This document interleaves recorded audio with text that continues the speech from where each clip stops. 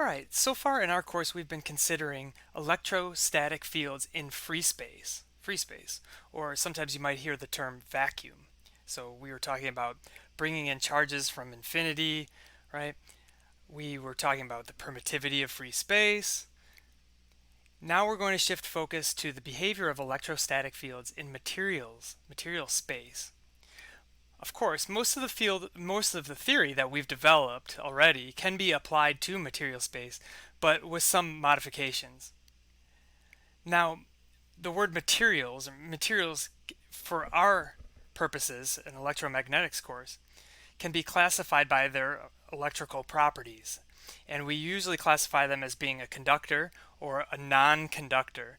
And for non-conductors, we'll use the term insulator or dielectrics, and all of that means the same thing. We've already talked about dielectrics when we talked about Faraday's experiment.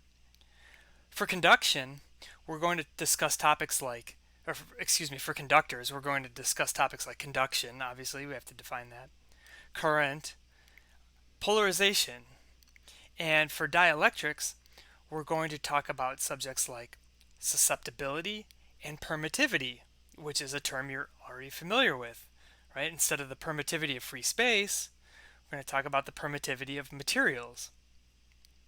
We're also going to cover boundary conditions, which allows us to consider the behavior of the electric field at the interface of two different media or two different materials.